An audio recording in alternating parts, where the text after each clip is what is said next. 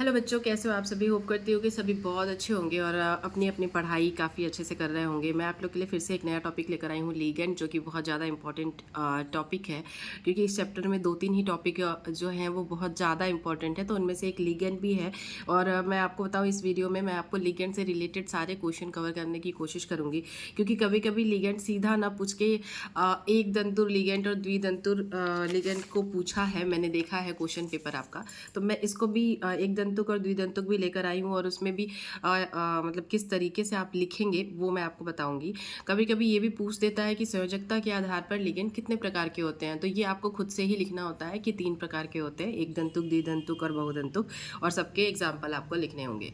तो इस तरीके से भी क्वेश्चन पूछ लेता है। तो इससे रिलेटेड सारे क्वेश्चन आपको एक ही वीडियो में मैं इसमें कवर करने वाली हूँ। अगर आपको और भी इसमें कोई क्वेश्चन पता हो तो आप मुझे कमेंट कर दीजिएगा, मैं ट्राई करूँगी कि फिर से उसको भी इंक्लूड करके फिर से आपको बता सकूँ। ठीक है, तो चलिए शुरू करते हैं। लिगेंड, पहले के लिगेंड होते क्या है, ये बहुत ज़्यादा आसान है, इसमें बिल्कुल मतलब बहुत ज़्यादा सोचने का इसमें कुछ है नहीं। लिगेंड क्या होता है? लिगेंड किसी उप सहसंयोजक यौगिक, मतलब उप सहसंयोजक यौगिक होगा तो उसमें बल भी, जो बंध बनेगा वो हमारा कौन सा बनेगा, उसमें बंध भी उप सहसंयोजक बंध होगा। ठीक है, तो इसी तरीके से आपको सिर्फ इसको मत पढ़िए, आप ये इधर ध्यान दीजिए। ये वाला ये जो हमारा यौगिक है, ये एक उप सहसंयोजक यौगिक है। ठीक है, तो इसमें क्या है, इसमें केंद्रीय धातु क्या है, उसमें केंद्रीय धातु है Fe। ठीक है, Fe केंद्रीय धातु है, और जो CN6 है ये इसके चारों ओर उपस्थित मतलब ये क्या परमाणु आयन है। ठीक है, तो क्या होता है, सॉरी, ये भी इसके चारों ओर उपस्थित धातु है। तो ये धातु परमाणु है, ये केंद्रीय धातु परमाणु को आयन देता है। ठीक है, क्योंकि FeCN6, तो Fe और 6 Cn जो है ये चारों तरफ इसके घेरा बना के रहता है। तो ये क्या करता है, Cn Fe को आयन देता है। ठीक है, तो यही जो, और ये किस बंध के द्वारा देता है, उप सहसंयोजक बंध के द्वारा देता है। और ये यौगिक कौन सा है, ये उप सहसंयोजक यौगिक है। मतलब किसी उप सहसंयोजक यौगिक में उपस्थित केंद्रीय धातु परमाणु, ये केंद्रीय धातु सॉरी हाँ, ये केंद्रीय धातु परमाणु है। इसके चारों ओर उपस्थित परमाणु, केंद्रीय धातु परमाणु को, इसके चारों ओर कौन सा परमाणु उपस्थित है, ये है Cn। ठीक है, Cn इसके चारों ओर उपस्थित है। तो इसके चारों ओर उपस्थित परमाणु केंद्रीय धातु परमाणु को इलेक्ट्रॉन युग्म उप सहसंयोजक बंध के द्वारा प्रदान करते हैं, और ये लिगेंड कहलाते हैं। मतलब Fe को Cn जो है वो इलेक्ट्रॉन दे सकते हैं, और ये इलेक्ट्रॉन इनको देते हैं चारों तरफ से, और क्योंकि और उप सहसंयोजक बंध के द्वारा देते हैं, तो इसी वजह से इसे हम क्या कहेंगे, K4FeCN6 4- इसको हम कहते हैं उप सहसंयोजक यौगिक। ये एक इसका उदाहरण है, इस तरीके से आप बना सकते हैं, बहुत ही आसान है। इसमें बस इतना ही लिखना है कि किसी उप सहसंयोजक यौगिक में उपस्थित ये केंद्रीय धातु परमाणु को चारों ओर उपस्थित परमाणु, ये है चारों ओर उपस्थित परमाणु केंद्रीय धातु परमाणु को इलेक्ट्रॉन उप सहसंयोजक बंध के द्वारा देते हैं, तो यह क्या कहलाता है, लिगेंड कहलाता है। ठीक है, या इसे लिगेंड कहते हैं, ऐसा भी आप लिख सकते हैं। तो इस तरीके से आपको इसका परिभाषा और ये उदाहरण लिख देना है। अब हम आगे बढ़ते हैं लिगेंड के प्रकार। तो लिगेंड के प्रकार 2 तरीके से डिफाइन किए जाते हैं। एक, आवेश के आधार पर लिगेंड 3 प्रकार के होते हैं, और दूसरा जो मैंने आपको बताया अभी। ठीक है, तो पहले हम आवेश के आधार पर भी देख लेते हैं, कभी कभी ये भी पूछ देता है। तो चलिए शुरू करते हैं। आवेश के आधार पर लिगेंड जो है वो हमारा तीन टाइप का होता है। धनावेशित लिगेंड, धनावेशित लिगेंड कैसा होगा, ऐसा लिगेंड जिस पर धन आवेश होता है उसे धनावेशित लिगेंड कहते हैं। ठीक है, NO+, H3O+, ये इस टाइप का। तो ये बहुत कम होते हैं, कठिनाई से मिलते हैं। ठीक है, धनावेशित लिगेंड आप ध्यान में रखिए बस इसको, बस आवेश के आधार पर 3 प्रकार के होते हैं, धनावेशित, ऋणावेशित और उदासीन। ठीक है, धनावेशित ऐसा लिगेंड जिसके ऊपर धन आवेश होता है। ऋणावेशित ऐसे लिगेंड जिन पर ऋण आवेश होता है, और उसे ऋणावेशित लिगेंड कहते हैं, जैसे Cl-, Br-, NO2-, मतलब इस तरीके से माइनस वाले जितने भी होते हैं उसमें आप इसमें जितना, अगर आपको जो जो याद होगा वो आप इसमें एग्जाम्पल में लिख सकते हैं। उसके बाद हम बढ़ते हैं उदासीन लिगेंड की तरफ। अब उदासीन क्या होगा, ऐसा लिगेंड जिन पर कोई आवेश नहीं होता है, न प्लस चार्ज होगा और ना ही माइनस चार्ज होगा। उन्हें क्या कहेंगे हम? उदासीन लिगेंड कहेंगे। H2O NH3 इसमें कोई न प्लस है न माइनस है और ना ही NH3 में कोई प्लस या माइनस कोई चार्ज दिख रहा है हमें। तो ये क्या हो गया? उदासीन लिगेंड हो गया। तो 3 टाइप के लिगेंड हो गए, धनावेशित लिगेंड, ऋणावेशित लिगेंड और उदासीन लिगेंड। ये किस तरीके से कब लिखेंगे आप? जब हमें आवेश के आधार पर लिगेंड पूछेगा तब आपको ये लिखना होता है। उसके बाद हम देख लेते हैं इसके और जो संयोजकता के आधार पर लिगेंड कितने प्रकार के होते हैं, वो भी 3 प्रकार के होते हैं। ठीक है, एक दंतुक, द्विदंतुक और बहुदंतुक। तो सबसे पहले हम एक दंतुक देख लेते हैं। मैंने ये क्वेश्चन देखा भी है आपके पेपर में कि एक दंतुक और द्विदंतुक लिगेंड क्या होते हैं, उन्हें समझाइए इस तरह की, या फिर टिप्पणी लिखिए। इस टाइप से आपको क्वेश्चन पूछ देता है।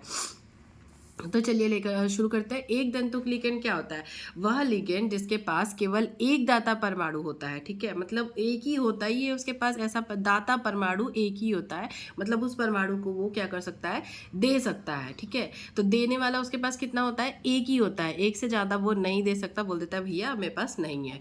तो एक दाता परमाणु होता है तथा जो एक इलेक्ट्रॉन युग्म को केंद्रीय धातु परमाणु को त्यागने की प्रवृत्ति रखता है। मतलब जो एक इलेक्ट्रॉन युग्म जो है वो दे सकता है केंद्रीय धातु को, वो कहता है भाई मेरे पास एक ही इलेक्ट्रॉन युग्म है और मैं इतना ही दे सकता हूँ, इससे ज़्यादा मेरे पास है ही नहीं और मैं दे ही नहीं सकता।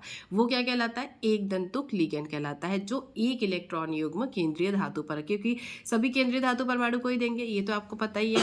तो ये जो है ये एक दंतुक लिगेंड कौन होते हैं? जो एक इलेक्ट्रॉन युग्म देने की प्रवृत्ति रखते हैं। किसको? केंद्रीय धातु परमाणु को।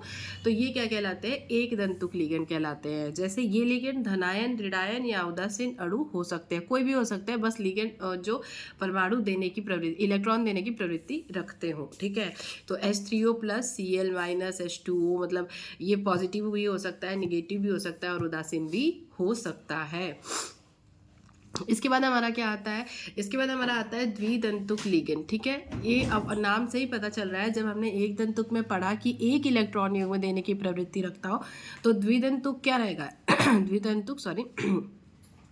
दो दाता परमाणु उपस्थित इसमें होते हैं, मतलब दो इलेक्ट्रॉन युग्म देने की प्रवृत्ति रखता है। किसको? केंद्रीय धातु परमाणु को। तो वह लिगेंड जिसके पास दो दाता परमाणु उपस्थित होते हैं तथा जो दो इलेक्ट्रॉन युग्म केंद्रीय धातु को धातु परमाणु को, दो इलेक्ट्रॉन युग्म को केंद्रीय धातु परमाणु को त्यागने की, देने की प्रवृत्ति रखते हैं, उन्हें कहते हैं हम द्विदंतुक लिगेंड। अब ये किस तरीके से इसका एग्जाम्पल होगा? इसका एग्जाम्पल होगा एथिलीन डाइएमीन, मतलब CH2, यहाँ 1 बॉन्ड बना, यहाँ पे देखिए NH2 और यहाँ पे 2 इलेक्ट्रॉन ये देने की प्रवृत्ति हमारा रखता है। ठीक है, तो ये क्या है? द्विदंतुक लिगेंड। आपको ये याद ना हो तो आप ये वाला ऑक्जेलेट वाला बहुत इजी पड़ता है, तो ये आप लिख सकते हैं, ध्यान रख सकते हैं कि COO 1 बॉन्ड से यहाँ जुड़ा है ऑब्वियसली, और यहाँ पे CO फिर ये ऑक्जेलेट बना देंगे आप, तो ये भी दो इलेक्ट्रॉन युग्म देने की प्रवृत्ति रखता है और ये द्विदंतुक लिगेंड का उदाहरण हमारा है। उसके बाद हमारा आता है बहुदंतुक लिगेंड। वह लिगेंड जिसके पास 2 से अधिक दाता परमाणु उपस्थित होते हैं, जो केंद्रीय धातु परमाणु को 2 से अधिक इलेक्ट्रॉन युग्म देने की क्षमता रखते हो, उसे क्या कहते हैं हम? बहुदंतुक लिगेंड। ऑब्वियसली एक दंतुक मतलब एक इलेक्ट्रॉन युग्म देने की प्रवृत्ति हो, द्विदंतुक मतलब 2 इलेक्ट्रॉन, और बहुदंतुक मतलब 2 से अधिक इलेक्ट्रॉन देने की केंद्रीय धातु परमाणु को देने की प्रवृत्ति रखते हो या दे सकते हो, उसे क्या कहते हैं? बहुदंतुक लिगेंड कहते हैं। अब वह लिगेंड जिसके पास 2 से अधिक दाता परमाणु उपस्थित होते हैं तथा जो केंद्रीय धातु परमाणु को 2 से अधिक इलेक्ट्रॉन युग्म देने की क्षमता रखते हैं, उन्हें बहुदंतुक लिगेंड कहते हैं। इसका EDTA जो है वो बहुत बेस्ट एग्जाम्पल है और ईजी एग्जाम्पल है। CH2COO N से जुड़ा है, यहाँ पे 2 इलेक्ट्रॉन है, फिर इसके ये इससे बॉन्ड बनाएगा CH2, फिर उसके बाद CH2 फिर N। ये आपको EDTA का फॉर्मूला याद होगा, CH2COO CH2COO। ठीक है, ये EDTA, यहाँ पे आप 2 इलेक्ट्रॉन, यहाँ से 2 इलेक्ट्रॉन, यहाँ से 2 इलेक्ट्रॉन, मतलब ये 4 इलेक्ट्रॉन दे सकता है। ठीक है, मतलब ये इसके पास ज़्यादा है भाई, ये कितना भी इलेक्ट्रॉन मतलब 2 से अधिक इलेक्ट्रॉन दे सकता है। तो 2 से अधिक इलेक्ट्रॉन युग्म जो दे सकता है वो क्या होता है, बहुदंतुक लिगेंड होता है। तो ये एक बार क्या देख लेते हैं, संयोजकता के आधार पर तीन लिगेंड होते हैं, एक दंतुक, द्विदंतुक, बहुदंतुक। एक दंतुक एक लिगेंड एक इलेक्ट्रॉन युग्म दे सकता है, द्विदंतुक 2 इलेक्ट्रॉन युग्म दे सकता है, बहुदंतुक 2 से अधिक इलेक्ट्रॉन युग्म दे सकता है। आवेश के आधार पर लिगेंड तीन टाइप के होते हैं, धनावेशित, ऋणावेशित और उदासीन। ठीक है, तो ये आपका हो गया लिगेंड कंप्लीट। और इसमें और भी कोई क्वेश्चन होगा तो फिर आप मुझे कमेंट कर दीजिएगा, फिर मैं उसको सॉल्व करने के लिए ट्राई करूँगी। चलिए, मैं मिलूँगी फिर से आपसे अपनी अगली वीडियो में। तब तक के लिए इतना ही। कुछ ही देर में फिर से मेरी एक वीडियो आएगी जिसमें आपको और भी वो क्या होता है जब वाला क्वेश्चन मैंने कवर किया है, जो कि बहुत बच्चे बोल रहे थे, तो वो मैं कुछ ही देर में लेकर आऊँगी। तब तक के लिए बाय बाय, और पढ़ते रहिए आराम मत करिए, ठीक है, अब क्योंकि बस आज का दिन है। ऑल द बेस्ट और थैंक्स फॉर वॉचिंग।